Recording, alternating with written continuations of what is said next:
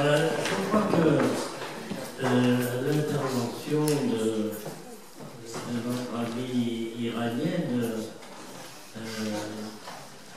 fait chaud au cœur, tout comme les jeunes qui sont intervenus en se présentant comme fils d'émigrés italiens. Voilà. Et je pense qu'effectivement, la résistance française, puisque le CNR est la chose la plus importante qui a été faite, parce que pour ceux qui l'ont vécu comme moi-même, en 1943, Roosevelt, finalement appuyé par Churchill, voulait écarter le général de Gaulle et créer une France qui resterait avec Giraud, avec Darlan, une France qui resterait dans l'orbite finalement, oui, disons-le, allemande, américaine. Quand on lit le procès de Nuremberg, c'est assez extraordinaire parce que le fascisme a quand même une origine. Et pour avoir vraiment lu l'avant-guerre, la montée du fascisme, quand Dimitrov, le héros du procès de Leipzig, qui met en fuite finalement Göring en lui disant Göring de tuer l'incendiaire du Reichstag. Quand on lit les travaux de 7e internationale communiste, où Dimitrov montre comment le fascisme est l'expression des milieux économiques, du capitalisme dans sa phase impérialiste, avec notamment les forces du capital financier. Ce que Dimitrov dit, le procès de Nuremberg le confirme.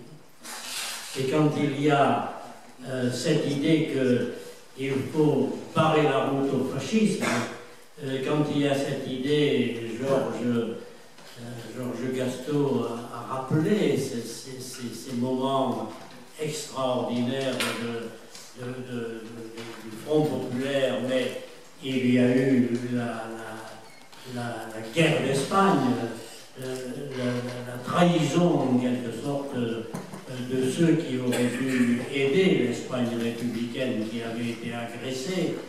Et il y a eu en Espagne une lutte extraordinaire, une lutte avec les brigadistes, c'est l'internationale communiste qui crée les brigades.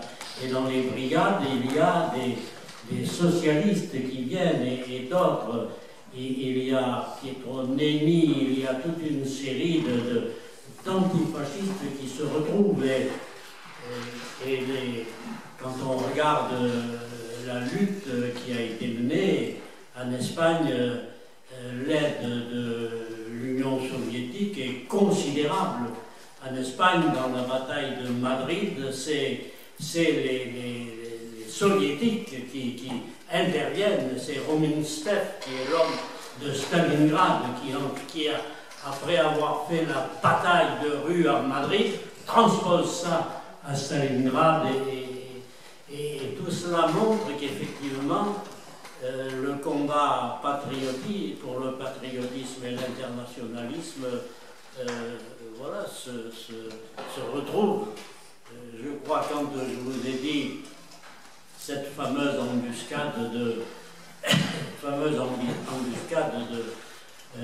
sur la 89, n'est-ce pas, quand justement les camarades soviétiques, les camarades tchèques, polonais, les espagnols, italiens et autres sont dans le combat, c'est quelque chose d'extraordinaire, parce que je dois dire que les Allemands en Corrèze, et pas seulement en Corrèze, en Limousin et ailleurs, n'est-ce pas, ont affaire à une fantastique bataille des francs-tireurs et partisans, et je veux saluer ici le fils de Godefroy, de Marcel Godefroy, du colonel Rivière, qui, compagnon de la Libération, qui précisément est de ceux qui, ici, dans l'interrégion FTP MOI, dirigent les combats. Et en Corrèze, la force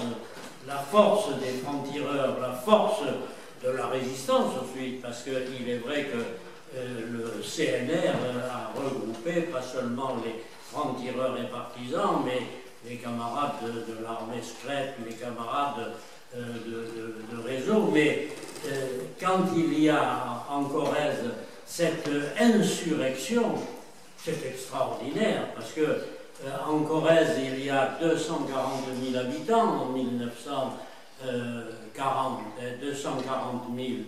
Et il y a en Corrèze, quand l'insurrection arrive à son point le plus élevé, il y a près de 11 000 FTP, plus 6 500 à 7 000 camarades de l'armée secrète et des autres forces.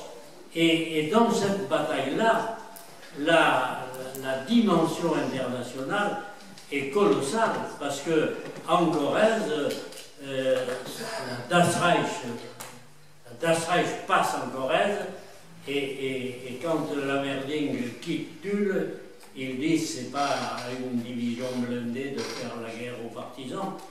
Et la Das Reich arrive trop tard en Normandie, puisque Marshall a expliqué que s'il n'y avait pas eu la résistance qui a bloqué l'arrivée des divisions SS, alors tout était compromis. Le général Bradley américain, à 9 h du matin, disait « faut embarquer ». Et dans cette bataille en Corrèze, alors c'est vrai qu'on a eu les soviétiques qui ont aidé, parce que l'armée rouge savait se battre au prix de pertes certes élevées, mais la bataille que nous avons menée, elle a été menée, je me rappelle, en 1943, quand il y a eu Stalingrad, quand il y a eu ensuite Kursk, quand il y a eu toutes les batailles, Kharkov, Smolensk, le Niémen, l'armée rouge a fait un travail colossal. Et puis je me souviens de l'époque, parce que nous avions, Léon Landini le dit 100 fois, nous avions là la certitude que la victoire serait au bout. Et à ce moment-là, quand on disait, quand l'armée rouge avançait, la liberté avançait avec elle. Et il est vrai qu'aujourd'hui, dans la bataille que nous menons, nous avons eu besoin de combattre précisément la tentative de mettre sur le même plan les fascistes et ceux qui les combattaient. Nous avons eu la tentative de gommer l'histoire et finalement de faire en sorte que la réhabilitation des fascistes existe. Voilà pourquoi la solidarité de lutte des peuples est nécessaire, absolument nécessaire. Bertolt Brecht disait « Le ventre est encore fécond, d'où sortit la bête immonde ». Eh bien, il avait raison, parce qu'aujourd'hui, nous avons eu une immense tentative avec la tentative de criminalisation du communisme, l'immense tentative de mettre à l'abri, en quelque sorte, les exactions hitlériennes, les camps de concentration, la Shoah y compris, c'est-à-dire mettre au deuxième plan ce qui avait été la vérité pour accuser les communistes. Je crois qu'il y a un débat qui mérite, excusez-moi de prendre cette dimension, qui mérite d'être mené. Nous devons faire l'union des forces patriotiques, nationales, antifascistes, des forces républicaines, et il est vrai, je partage, parce que c'est encourageant et ça fait plaisir, je partage l'idée qui a été exprimée que ce n'est qu'un début et que la suite sera pour nous très importante. Et je voudrais encore une fois dire merci, merci à son porte-parole, Jacques Nikonov, parce que cela nous a donné la possibilité de vivre ces moments très importants.